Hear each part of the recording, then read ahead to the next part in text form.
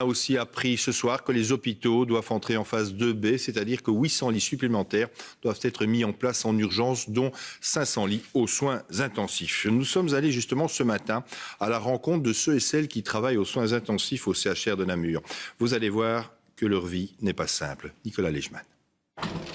C'est une surveillance de chaque instant pour les patients les plus atteints. Leurs paramètres doivent être contrôlés aussi souvent que possible. Dans ce service, on est déjà au-delà du plein régime. On ne s'arrête pas, on ne sort pas de nos chambres, on est toujours en isolement constamment. On ne sait pas s'arrêter, on ne sait pas boire un coup, on ne sait pas aller aux toilettes, on sait à peine manger. Donc c'est vraiment très très lourd pour le moment. On fait énormément d'heures sup et ce n'est pas parce qu'on est obligé de le faire. On le fait pour les patients, on le fait pour l'équipe aussi qui est une grande famille ici à l'USI 2. Et voilà, mais c'est vraiment très très lourd. Ouais.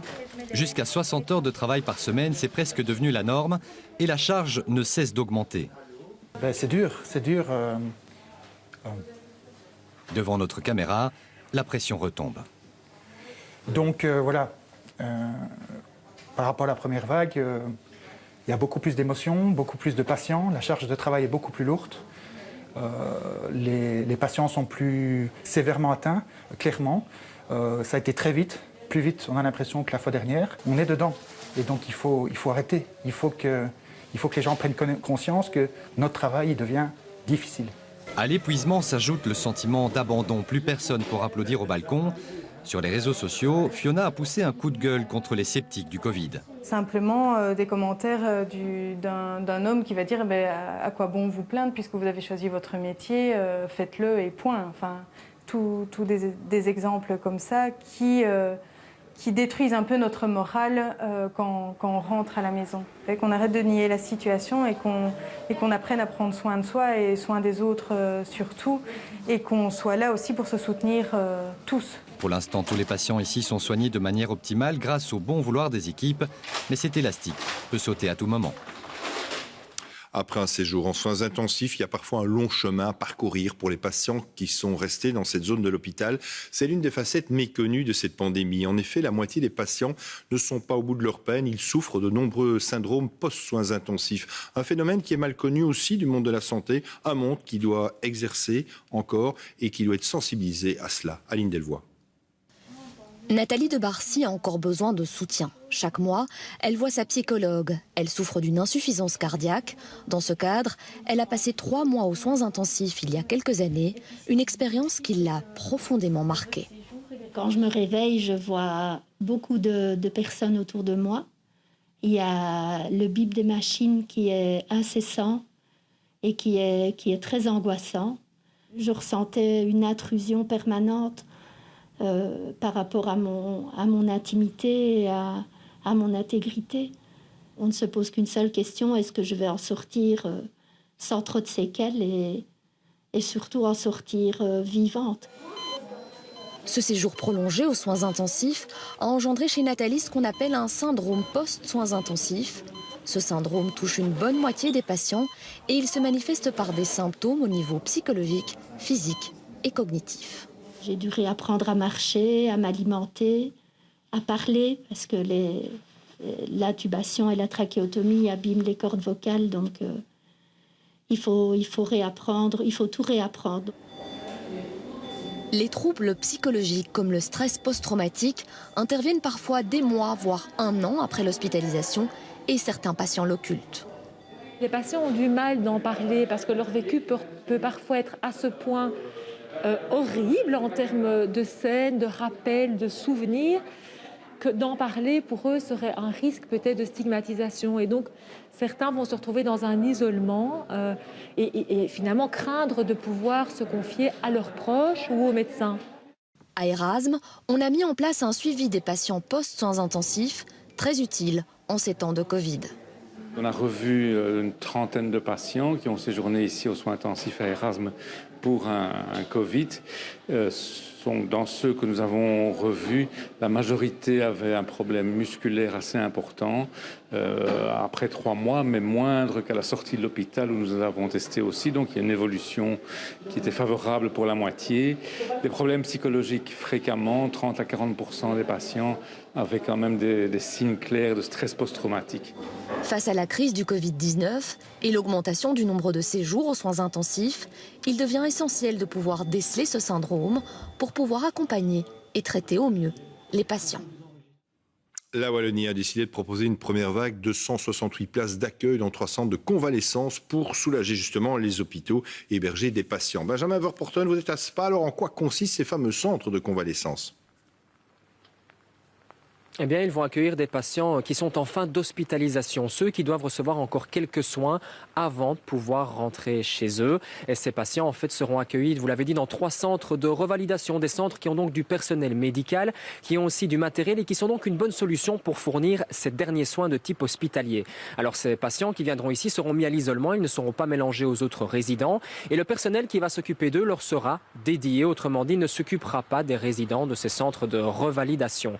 Alors, ces patients, eh bien, l'idée, c'est de les placer ici pour soulager les hôpitaux, soulager des hôpitaux qui aujourd'hui croulent sous le nombre de patients, surtout en province de Liège. On sait que les hôpitaux sont saturés. L'idée, c'est donc de les soulager, soulager le personnel aussi. Vous l'avez dit, 168 places sont disponibles. Alors, elles ne seront pas toutes dès lundi. Ça va se faire progressivement. La semaine prochaine, une 50aine de places devraient être ouvertes. Ça va monter petit à petit en puissance pour atteindre le cap des 168 places dans le courant du mois de novembre. Précisons une dernière chose, le gouvernement wallon est en train de travailler sur d'autres pistes du même style. Si jamais à l'avenir, il fallait à nouveau soulager les hôpitaux qui voient le taux d'hospitalisation sans cesse augmenter. Mais cela, évidemment, eh bien, tout dépendra de l'évolution de la situation sanitaire.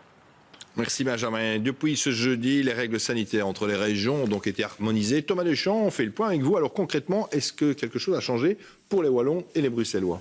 Oui, 2 choses en fait. Tout d'abord, tous les lieux culturels sont désormais fermés. Ensuite, la limitation de temps dans les magasins fait son grand retour. 30 minutes maximum, toujours avec une seule autre personne. Pour le reste, on garde les règles d'avant. Les infrastructures sportives restent fermées, sauf pour les moins de 12 ans et les pros. L'Oreca, les centres de bien-être, les discothèques ou encore les parcs d'attractions restent également portes closes. Le télétravail reste la règle. Alors Thomas, ça c'est donc pour ce fameux socle commun, mais est-ce qu'il y a encore des différences ? Oui, le couvre-feu, par exemple, est plus strict en Wallonie et à Bruxelles. Vous le voyez, de 22 à 6 heures du matin pour minuit, 5 heures en Flandre. Et les visites dans les maisons de repos sont aussi plus limitées au sud du pays. Chez nous, c'est une seule personne, toujours la même, pendant 15 jours contre 2 visites possibles en Flandre. Harmonisation, mais pas pour tout donc. Et qu'est-ce qu'il en est de ce fameux masque, Thomas ? Alors, pour le masque, c'est encore un petit peu plus subtil. Pour le moment, une seule région l'impose, c'est Bruxelles-Capitale, mais on voit qu'au niveau local, eh bien, il reste obligatoire dans plusieurs villes. C'est le cas, par exemple, de Mons, de Charleroi, de Namur, de Liège, de Verviers. Puis une nouveauté, il sera également obligatoire pendant toutes les vacances de Toussaint dans les communes de la côte. Bref, gardez-le François, vous en aurez sans doute bien besoin. Merci Thomas pour ce sage conseil. C'est un nouveau comité de concertation très attendu qui va avoir lieu demain. Les chiffres sont alarmants et la pression est désormais maximale pour réclamer les mesures encore plus dures que celles prises ces derniers jours pour freiner la propagation du virus. Rachel Crivellaro, hier, le Premier ministre Alexander De Croo parlait d'un confinement partiel déjà en vigueur en Belgique. Est-ce que demain, on pourrait encore monter d'un cran, Rachel ? Oui, c'est possible et c'est même inévitable car aujourd'hui, tout le monde considère que l'épidémie est hors de contrôle, que la batterie de mesures adoptées ces derniers jours est insuffisante pour inverser la tendance et puis que seul un lockdown permettrait de sauver le système hospitalier. Alors oui, clairement, demain, la piste d'un confinement général est sur la table du comité de concertation. Mais attention, il semblerait que ce confinement ne serait pas identique à celui qu'on a pu connaître en mars dernier, tout simplement parce que cette formule, elle ne fait plus l'unanimité. Mais clairement, sur la table, il y a bien le retour du télétravail obligatoire, la fermeture des usines et entreprises dites non essentielles, la réduction drastique de nos déplacements avec le retour de l'attestation ou encore une diminution de nos contacts rapprochés qui seraient limités à la bulle sociale ou encore l'enseignement à distance. Tout ça est donc sur la table, mais rien n'est arrêté. Tout ça doit encore faire l'objet de modulation, d'arbitrage en particulier entre des régions qui sont loin d'être sur la même longueur d'onde. Et au milieu du jeu de quilles, eh bien, il y a le Premier ministre Alexander De Croo qui va devoir jouer les arbitres, un terrain miné pour le Premier ministre, ce qui explique sans doute que cet après-midi à la Chambre, il s'est montré plutôt évasif sur ce qui nous attend, si ce n'est que pour nous prévenir que les jours qui viennent seront difficiles et pour longtemps. Je vous propose de l'écouter. Volhouden vandaag, volhouden morgen, volhouden volgende week en volhouden de komende weken. Als we uit de gevarenzone willen komen, dan zal dat een inspanning van lange duur zijn. We moeten ons allemaal realiseren dat de inspanning die we vandaag doen, dat we die nog een tijd zullen moeten aanhouden om die cijfers dag na dag te kunnen doen dalen. En dat zal absoluut een van de onderwerpen zijn voor het overlegcomité dat morgen plaatsvindt. Voilà, merci Rachel. Et puis Alexander De Croo l'a aussi déclaré, la crise du Covid est un marathon qui durera encore au moins jusqu'à l'été prochain. L'expression marathon peut surprendre, elle peut apparaître même comme excessive. David Bricher l'a décortiqué. C'était hier soir sur le plateau de Turzak à la VRT. Frank Van den Broek, le ministre de la Santé, s'exprime sur la situation sanitaire actuelle. C'est alors qu'en analysant plusieurs modèles de prévision d'évolution de la pandémie, il compare ce que vivent les Belges à un marathon. De gemeenschappelijke conclusie uit deze modellen die ik bestudeerd heb is: 4 weken streng zijn is niet genoeg. Is niet genoeg. Deze modellen zeggen dit soort maatregelen, ja, zeker 8 weken. Nu, daar wil ik nog geen conclusie uit trekken, behalve deze. We gaan dat lang moeten volhouden. Dat is een marathon en dat gaat moeilijk zijn. Courir un marathon, c'est effectivement faire un effort prolongé de longue haleine. Mais cette analogie avec la durée de la crise du Covid-19 ne tient pas totalement la route pour une seule et unique raison. Le coureur du marathon, il a la ligne d'arrivée à l'esprit en permanence. Il sait exactement à quel moment ça se terminera. 42e kilomètre, 195 mètres et c'est fini. Ici, dans la crise, malheureusement, on n'a pas de ligne d'arrivée, donc on ne peut pas à ce moment-là se fixer une vitesse de croisière comme le fait le marathonien. C'est pourquoi je dirais que l'analogie n'est pas judicieuse. Olivier Luminet fait partie du groupe d'experts psychologie et coronavirus. Pour lui, l'absence d'une arrivée, d'une fin annoncée de la pandémie et donc des mesures sanitaires est le nœud du problème. Cela crée une incertitude difficile à encaisser.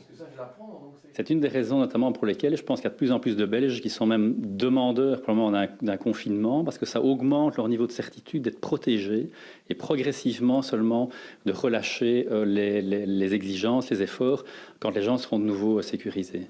Lorsque la course est longue, les athlètes vous diront tous qu'il faut se fixer des objectifs clairs et intermédiaires pour avancer.